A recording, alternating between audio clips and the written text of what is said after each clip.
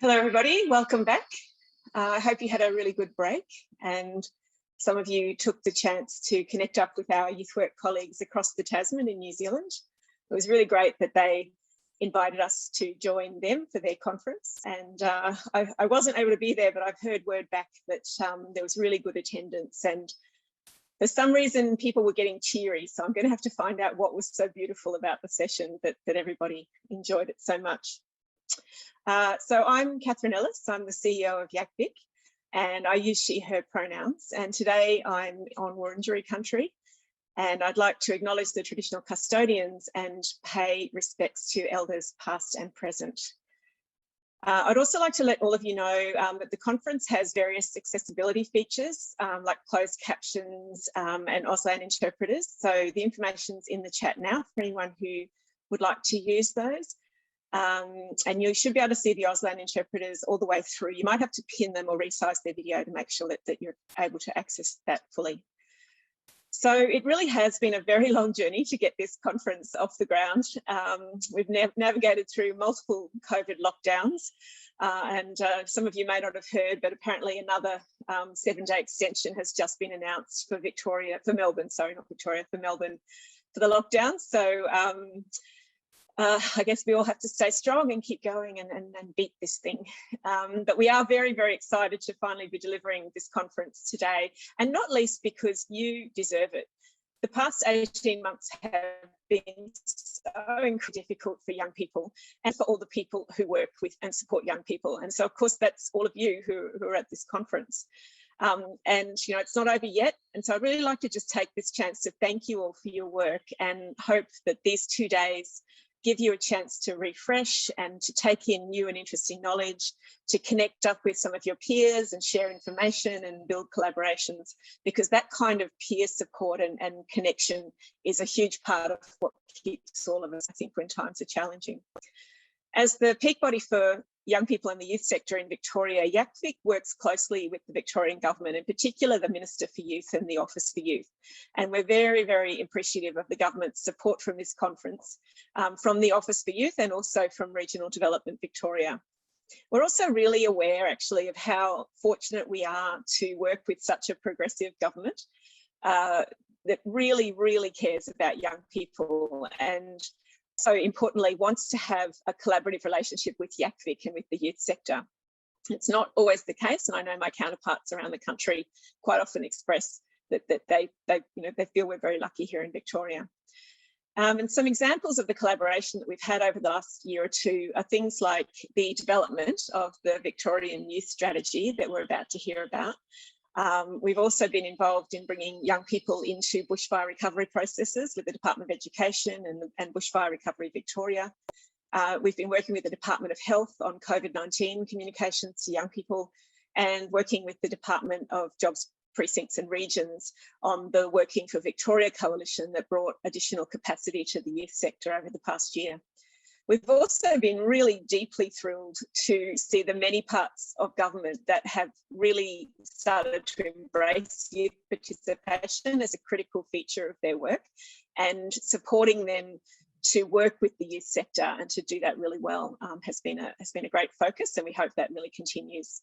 So today we'll be hearing from Minister Spence, Jerry Goswell from the Office for Youth, and 2 Youth Congress members.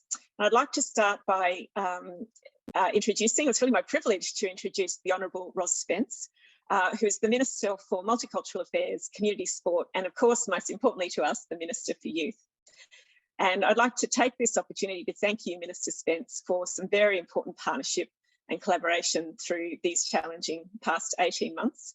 And I'm very appreciative of you being here today as well. So I'll hand straight over to you now. If anyone has questions, please feel free to pop them in the Zoom chat. But Minister Spence, I know, does need to race off pretty quickly after she's spoken to us today.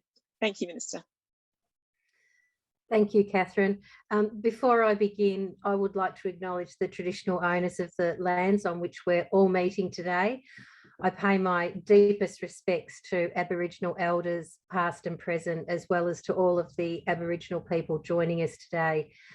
This event is an opportunity to share our vision for a reshaped future.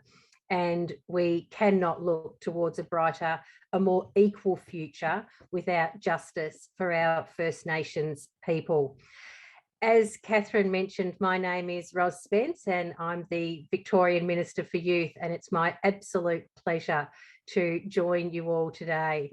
But let me begin by thanking the Youth Affairs Council Victoria for organising this important event. There's no doubt that organising a conference of this scale is always a large undertaking, and even more so during a pandemic, which requires great resilience and adaptability. So thank you to Catherine and to the whole YACVIC team for your efforts, particularly to shift the conference online. Since March last year, I've been really privileged to serve as the Minister for Youth. It's certainly been a strange time to take up the role, working remotely for most of this time, as most of you have also done. In that time, oh, here's a visitor. This is working from home. I'm sure you've all had these challenges. This is Maximus. He's joining us for this little moment. In this time, as you'd all know, the state's faced unprecedented challenges, and the pandemic has changed almost everything about how we live and how we work, even with cats. But every day that I've been in this job, I've been so impressed by the unwavering commitment of the youth sector, of all of you, to engaging and supporting Victoria's young people. So thank you. Thank you for consistently prioritising listening to young people, for providing essential supports and a lifeline for so many young people in a time of immense insecurity and hardship, and for working to minimise the disruption to young people's education, training, events and celebrations. Together, the sector has made a significant and lasting difference in the lives of young people, their families, and our whole Victorian community. Together, we've seen innovation and collaboration like never before, and these initiatives are going to continue to serve us well way beyond the pandemic.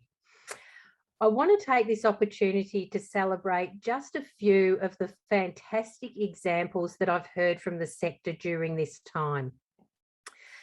As part of the Marramnayan Aboriginal Youth Mentoring Program, Windamara Aboriginal Cooperative, based in southwestern Victoria, were really quick to think about what young people needed at this time and how they could continue to stay connected to community while they couldn't safely gather together in person.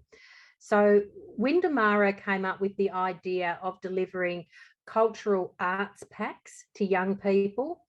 These packs included possum skin pelts and tools to help make cultural artefacts such as boomerangs and clapsticks from home.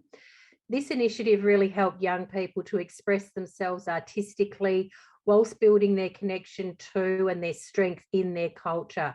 So thanks also to the Koori Youth Council for your leadership and your partnership with Windamara and other Aboriginal organisations through Marramnayan.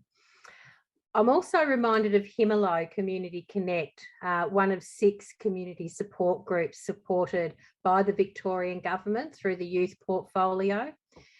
Himalo works with young people and families from the Somali community in the West Heidelberg area. During the pandemic, Himalo's played a key role in partnering with the Victorian Government to deliver community outreach, to share vital health messages and to provide practical supports. These have been by community for community. Himalo developed communications messages featuring local young people, community and religious leaders and health professionals, and the videos were distributed through WhatsApp community groups and social media to encourage testing and to increase understanding of health directions. And this is a really fantastic example of empowering and partnering with young people and community to reach their peers in safe, inclusive and targeted ways. And finally, I want to highlight the work of Western District Health Service, which delivered its Youth Live for Life program to around 500 students in years 8 and 10 across 5 secondary schools in southern Grampians Shire. This youth mental health and suicide prevention program helps build young people's resilience and wellness skill set through the delivery of teen mental health, first aid training and wellbeing workshops. The program has really far-reaching impacts. It's helping to create a stronger community in the southern Grampians and beyond in young people's networks. So these are just 3 of so many stories and examples of how the sector has continued to engage with their local communities and to elevate the voices of young people, even during this incredibly challenging time. Today's young people, as we know, are more diverse and more engaged than ever, and they're one of our state's greatest assets. So we need a plan to support young people in Victoria to participate fully in the social, economic, civic and political life of our state. We need a plan towards our shared future where young people are empowered and equipped with the supports and the skills that they need to build the life that they want for themselves. And importantly, we need a plan to improve how we listen to young people, not always asking young people to raise their voices, but for all of us collectively across government and the sector to listen to young people on the issues that matter to them and their future. We've carried this ambition into consultation and the development of the new Victorian Youth Strategy, which I look forward to launching later this year. The strategy will be ambitious, it has to be.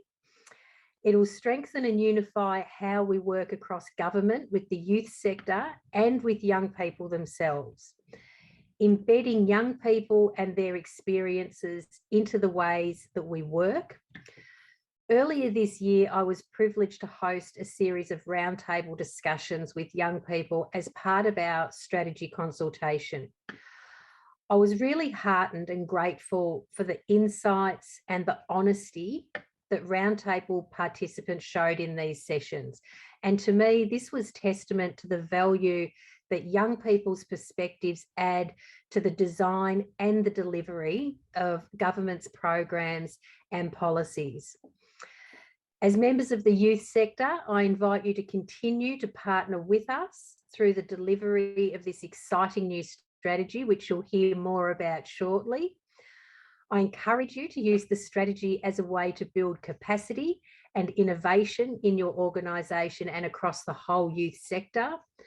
Your work is really crucial to the future of Victoria's young people, and I look forward to continuing to work with you.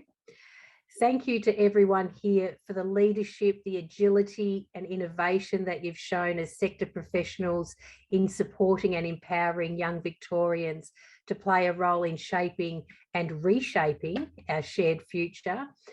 Thank you again to YACFIC for inviting me to speak today. I hope that you leave this conference feeling really energised and inspired by the insights and the ideas that you hear over these 2 days. And thank you all once again for everything that you're doing. Thanks so much, Minister Spence. I really appreciate your remarks today. And I think firstly, really great to hear about some of the grassroots projects that are happening. Sometimes we all have our heads down so busily in our own work that we forget to look up and see what other people are doing. And I think this kind of conference is a really fantastic opportunity to learn about what's happening in other places. And I think that everybody would agree with you about the importance of listening to young people and including young people in the decisions that are being made about the things that affect their lives. I'm very glad to hear that the strategy will be ambitious. It doesn't surprise me, but I'm very pleased to hear it. I think we're all looking forward to it. And, you know, I think that every single person listening here today will be in full agreement with you that the youth sector is going to be crucial to delivering on the strategy and delivering outcomes for young people, and that the capacity of the sector is going to be needs to be one of the focus areas of how we go forward, and make sure that all of the good ideas that are in that strategy hit the implementation stage and really make a difference for young people. So thank you so much for being with us today. I know you do have to run away to other responsibilities, but it's been great to have you, and thank you for your time. Thank you. Right, thanks. So now I'd like to introduce three people at once. The first one is Jerry Goswell, who is the Director of the Office for Youth in the Victorian Department of Families, Fairness and Housing, or DFFH, as we all know it now. Jerry has an extensive public sector career, and she's worked in social policy areas across the Department of Premier and Cabinet, Department of Education and Training, and now, of course, in DFFH. And I can personally vouch that Jerry is very passionate about elevating the voices of young people across government, and I know she works very hard every day to make Victoria a fairer place for everyone. Jerry will be joined by two Youth Congress members. The first one is Otis Heffernan, and Otis grew up in the Yarra Valley in Melbourne's east and is currently working at Reconciliation Australia, which I think most of you will know is the statewide body that promotes just and respectful relationships between Aboriginal and non-Aboriginal Victorians. Otis is a highly accomplished young person. He's received the 2014 Spirit of Anzac Prize. He went on the 2018 Armistice Tour. And in 2019, he helped lead the Australian delegation on the Ship for World Youth. And he's doing all of this while he's studying for a Masters of International Relations. And the second Youth Congress member is Tom Haxton. Tom's from Shepparton, so good to see some rural representation. And he's passionate about education and water policy. In the past few years, he's presented at the 2017 Parliamentary Inquiry into Civics and Electoral Participation, the 2018 Parliamentary Inquiry into Careers Activities in Schools, the 2019 National Youth Commission, and the 2019 State Parliamentary Convention. So I would say, I noticed someone put in the chat in the first session this morning, as a young person, how do I get a seat at the table? I would say maybe talk to Tom, because he seems to be very good at making sure that his voice is being heard. And in 2020, he was named as the Young Citizen of the Year for Shepparton, and is currently undertaking the Fairly Leadership Program. So I'd like to welcome Jerry, Otis and Tom, and hand over to you straight away to talk about the new Victorian Youth Strategy. Thank you. Thank you so much, Catherine, for that very kind introduction. And I promise you we won't do the usual government act of bamboozling you with too many slides, but we do have a few slides that are going to be shared. So I think you should be able to, as they come through. Maybe move to the next slide. Yeah, fantastic. Thank you. So I won't spend too long introducing us, because Catherine's done a great job, but my name is Jerry Goswell. It's a pleasure to be here, and I'm really looking forward to talking to you today about the exciting work of the youth strategy. And my pronouns are she, her, and I'd also like to acknowledge that I'm joining you from Wurundjeri country and pay my respects to Aboriginal elders past and present.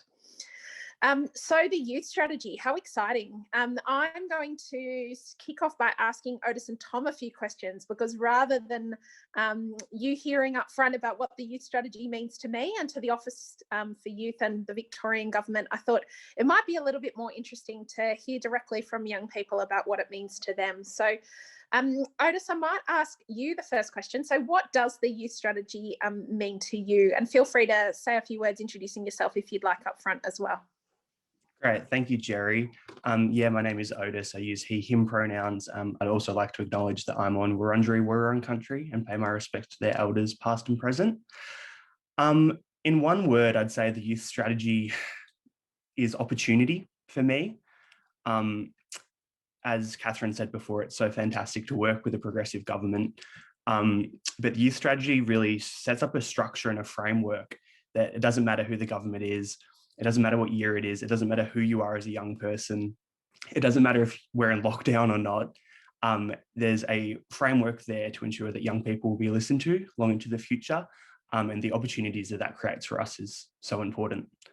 So I'm really excited for everyone to see it by the end of the year. Thanks, Otis. I love that word opportunity. Tom, I might ask you the same question. What does the youth strategy mean to you? Thanks, Jerry. So I've been thinking about this, I guess, since you asked Otis, and it sounds really cheesy, I know, but to be perfectly honest, coming from Shepparton where youth outcomes aren't great, hearing about the youth strategy, being involved with it, the first thing that comes to mind is hope. And that's just on the basis of, in my life, this is the first time I've really seen government not just, telling young people, here's what the issues are, and then 4/5 through the policy line, then just getting kind of a tick of approval. This is the first time I've really seen government saying, what are the actual problems? What do we need to fix? And just talking to young people and letting them speak to, whether it's, the minister, the parliamentary secretary, yourself. So yeah, that's why I'd say hope. Great. And Tom, I might stick with you for a moment, if that's okay, and say, what do you want the youth strategy to do or change for young people in Victoria? So I guess when you think about hope, what are some of those specific things that you would love to see change coming out of the youth strategy? So I think something I'd really like to see changed is how governments interact with young people. So I don't necessarily want it to be, if you're not too sure, if you've got a problem, there's a policy gap or something, I don't want it to be on the onus of the young people to try and reach out to government, because that can be incredibly challenging. It's not necessarily having the contacts. We're not a whole youth organisation. We're not a whole government department. So I think I'd really like to see real consultations start to happen, not just from, this department, but going on to other departments as well, to actually try and figure out the issues, reach out and then fix them, without having to wait for young people to speak up when they might not be confident on how to do it. Yeah, I think that's super important, Tom. And I think it really speaks as well to a comment that Minister Spence just made in her speech around not always asking young people to raise their voices. And I know that a lot of young people are confident and keen and able to do that. But it's how do we find those ways for genuine partnership and genuine listening? That's certainly something I took from Minister Spence's speech just now. Otis, I might ask you the same question. What do you want for the youth strategy, or what change do you want to see for young people in Victoria?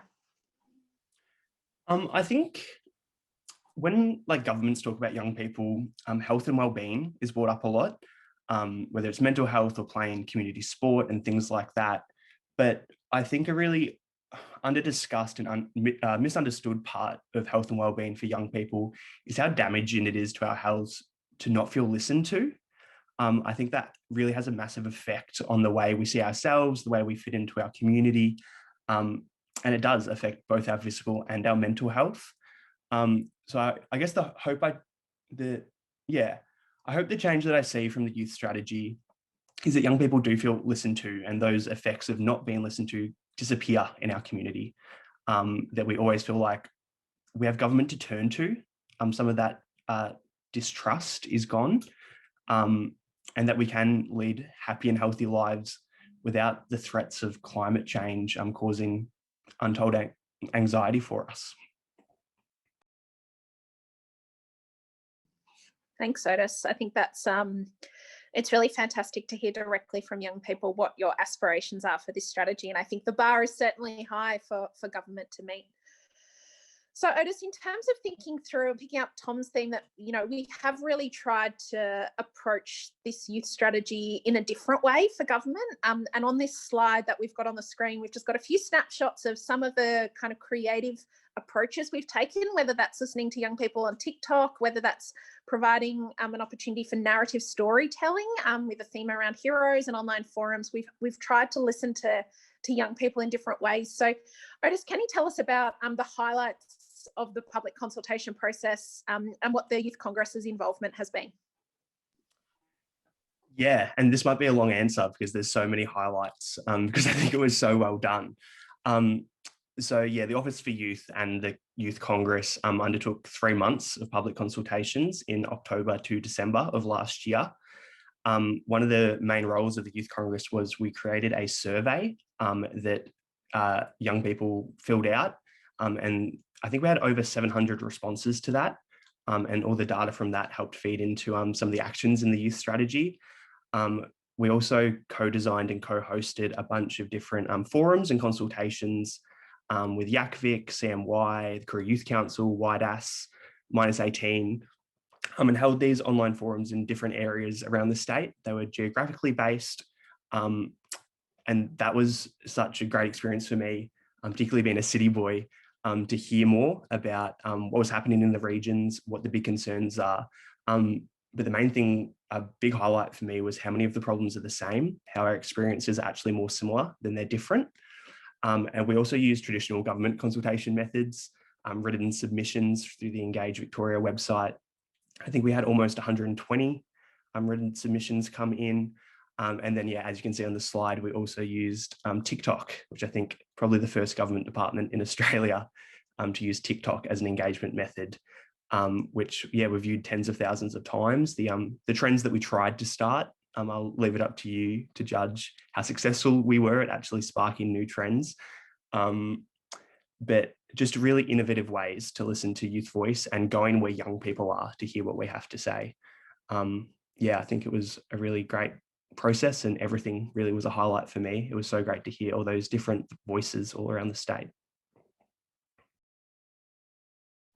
Thanks, Otis. So Tom, I know that you co-facilitated some of our online consultation forums, which were all youth-led, and I should acknowledge YACVIC's incredible partnership with us in facilitating many of the forums as well. That was a really fantastic experience. But Tom, can you tell us a little bit about your experience of facilitating the forums and roundtables?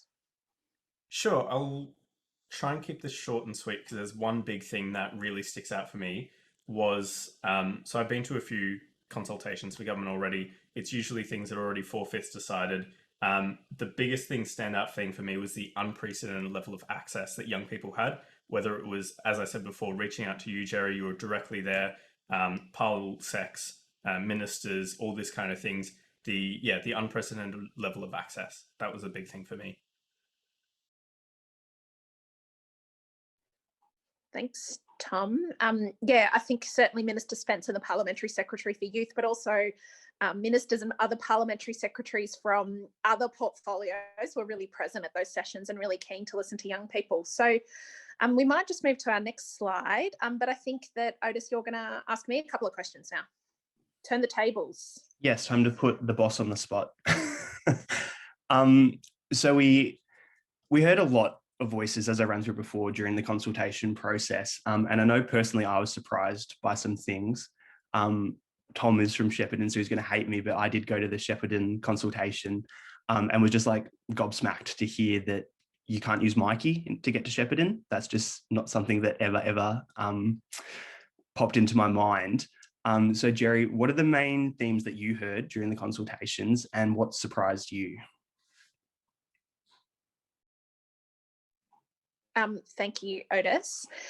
So look, we've captured at a high level the things we heard on this slide, but I won't, and I won't speak to all of them in the time we have, but some really key ones that stood out for me were young people had a really sophisticated sense of how the issues in their life and how various elements of their life interlink. So when young people spoke to us about the issues that were important to them, unsurprisingly, they raised mental health and well-being, access to opportunity and services that meet their needs, the importance of government and services listening to young people, and importantly, young people with lived experience. Employment and education opportunities that are inclusive and meet their needs, tackling discrimination and building inclusion across society. But young people didn't talk about those as isolated issues. They talked about those in a really holistic and joined up sense. And I think that really speaks to the power of a whole of government strategy, that this isn't something that we can tackle alone in the Office for Youth or even alone in partnership with the sector. It's about how across government, across portfolios, across sectors, we work together with the needs of young people at the centre. And I think that was the overarching theme that I took away from consultation. In terms of what surprised me, I think that, look, I wasn't I don't know if it's surprising, but I think I was really impressed that there was still such a sense of optimism and hope for the future from all of the young people we spoke to, including young people that are doing it really tough.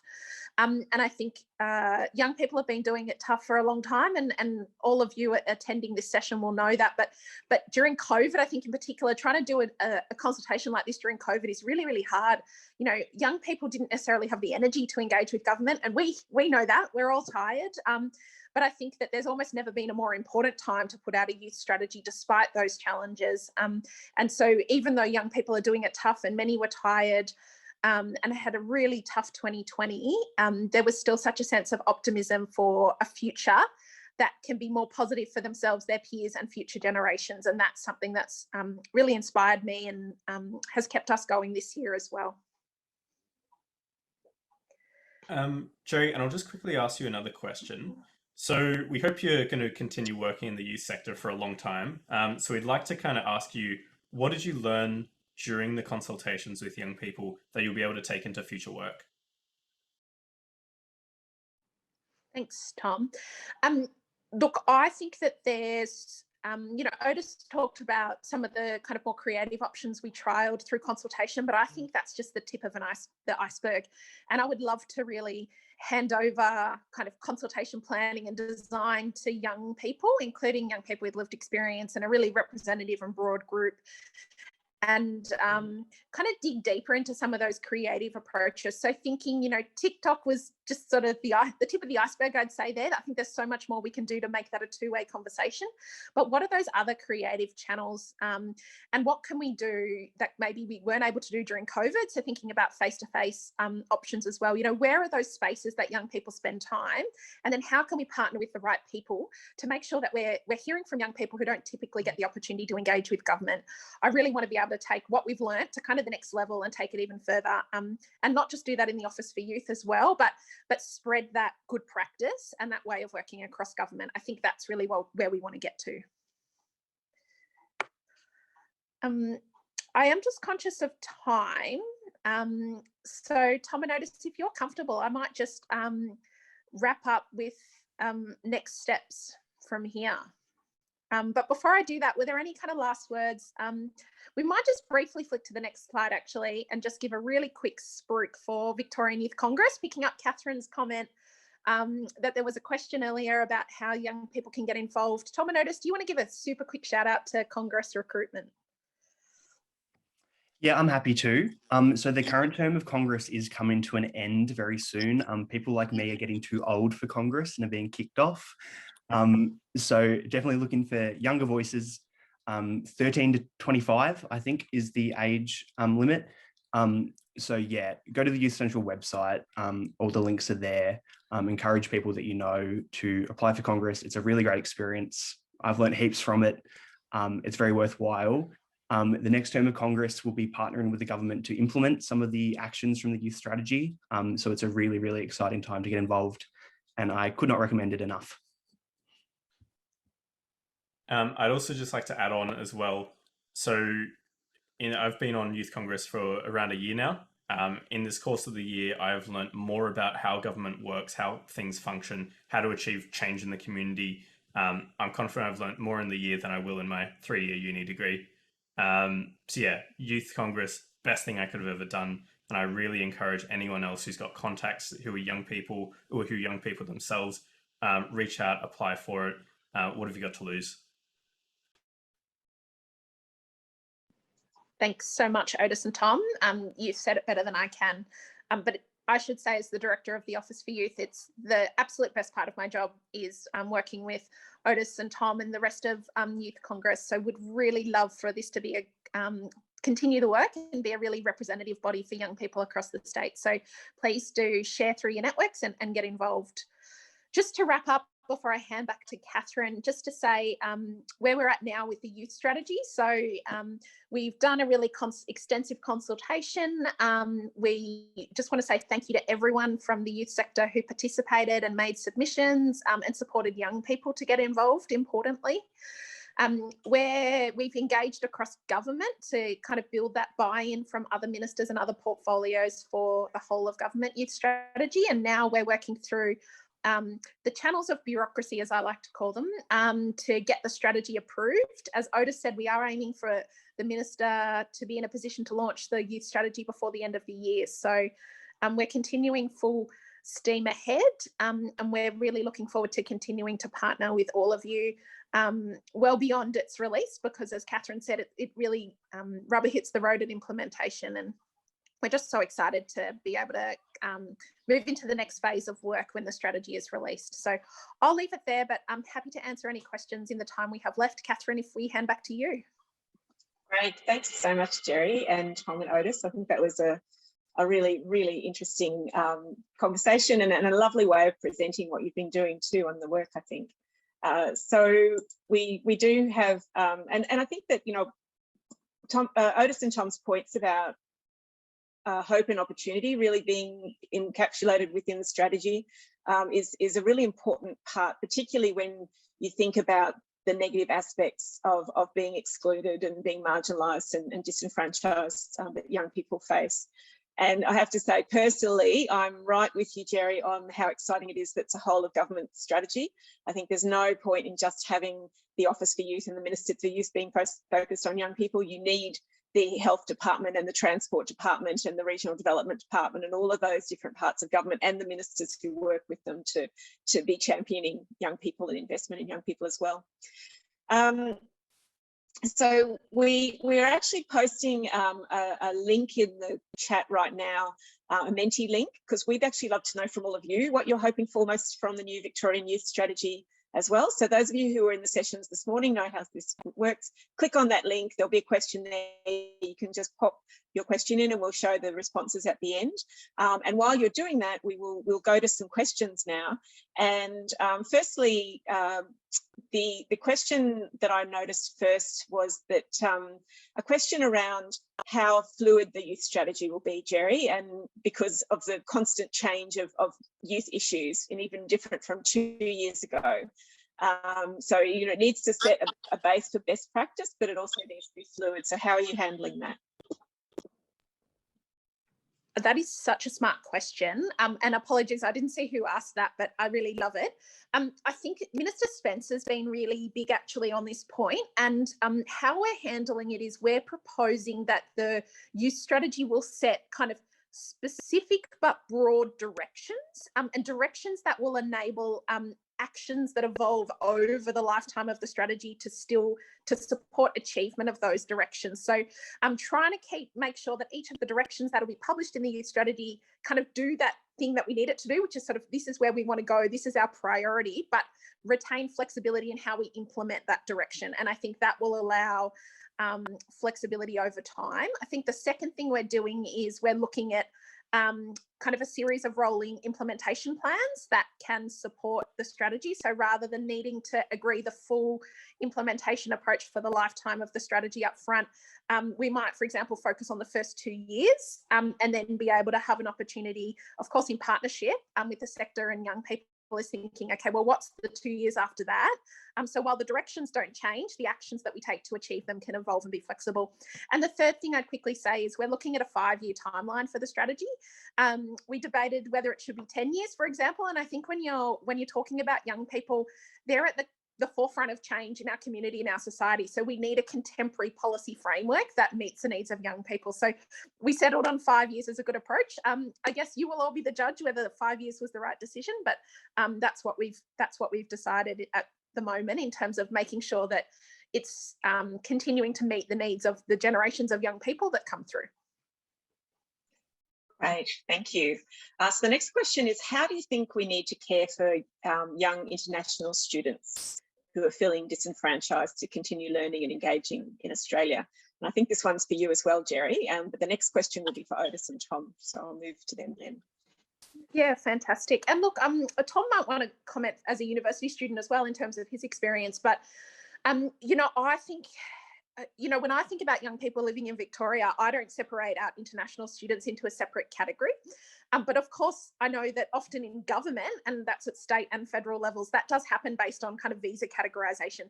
And so I think it's so important for us to make sure that we're bringing kind of being explicit in bringing international students into implementation of the youth strategy and looking for opportunities where we don't need to be constrained by visa requirements, which might be a particular concern, for example, with employment opportunities, but really thinking through, you know, how do we make sure that international students know that they are seen and included in our work?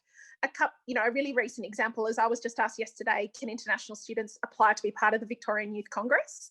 And I said, absolutely, as long as there's no issue around the visa requirements, and that's something obviously we need to understand for each person's individual circumstances around payment for their time on Congress. I see absolutely no barriers. If they're a young person in the age group living in Victoria, we want to hear their experiences and views, and that's certainly the approach that we'll be taking throughout implementation, is be inclusive and broad wherever we can. Great, thanks, Jerry. Now I've got a question for Otis and Tom, so you might want to move your, turn your cameras back on. We've got, I think it's from a young person, so I'm interested in being listened to as a young person. So can you elaborate on that? What does it mean by if you're being listened to? Is it more than a consultation? And how important is it to see things happening for a young person, to see things actually happening and being in progress? I'll jump on that one first. I think to be listened to, I think it's all well and good, you know, to have the opportunity to talk to government. But I think to really be listened to is to have the opportunity to influence. So to have people be open to changing their minds about something, being open to actually have an action as a result of that. I think the way I certainly got started was through YACVIC, to be perfectly honest. The YACVIC newsletters, there'll be opportunities, whether it's, you know, speaking at a parliamentary inquiry, things like that. Those give you credibility to then go off into other things where you can then say, hey, I spoke at the inquiry into civics and education, something like that, and say, I'm really passionate about this. Let's try and get something changed. What do we have to do? What are the barriers? I want to understand this issue. And then you say, and this is my perspective as well. So it's really it is a two-way street for sure. But the opportunities that just lead to other things. So just constantly saying yes to opportunities that expand your learning and then give you connections, those kind of things, they really help out in the end. And I'll add to that with the part about, is it important to see action being taken?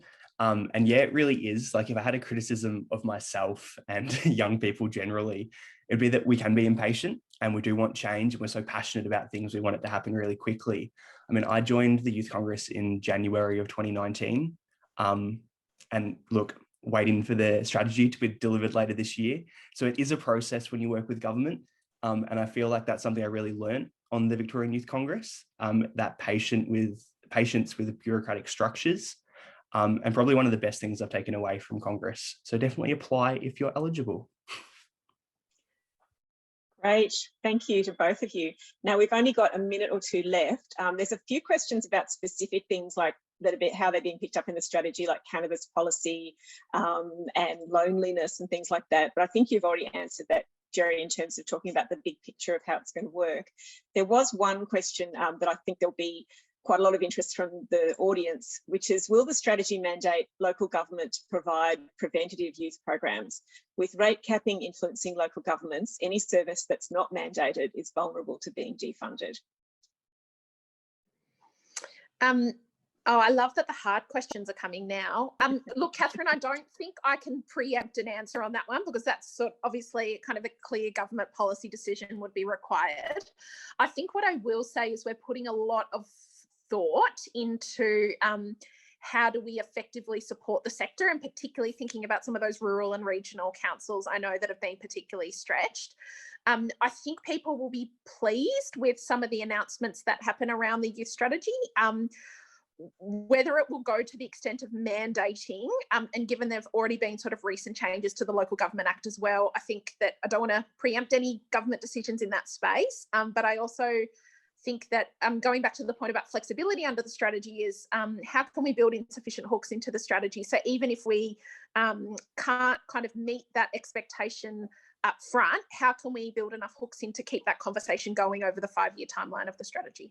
Because I think it's a real challenge and a real impediment to the delivery of appropriate kind of youth services in a range of places across the state. And it's a really, really important issue that we need to continue to collectively grapple with. Thanks, Jerry. And I would agree. I think everybody's very interested in capacity of the sector, and particularly to do preventative work, and particularly in rural and regional areas. So we have run out of time though. So I'm going to thank all of you, Jerry, Tom, Otis. Really appreciate you being here today and your perspectives on the strategy. And we're all very excited to see it be launched later in the year. So thank you.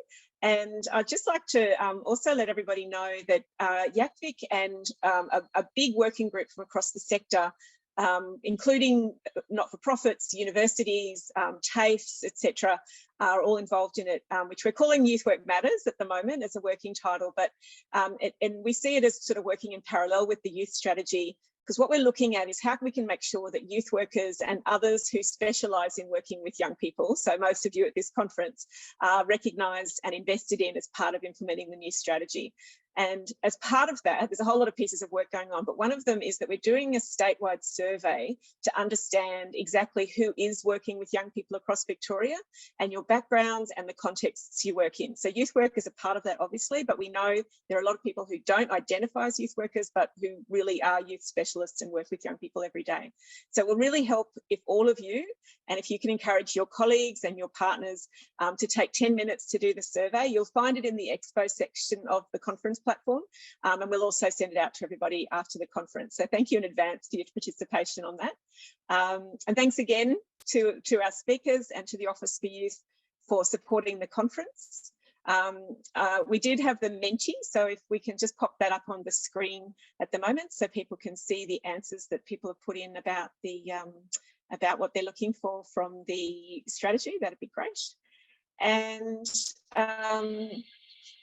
what's happening now is we have a quick 15-minute break because everybody needs to transition to new Zoom links, because the next sessions, there are 2 of them and they're both interactive. So we'll be doing them as Zoom meetings rather than as webinars. And so you've got 15 minutes to get yourself a drink and a snack. We'll see you back at 1 p.m.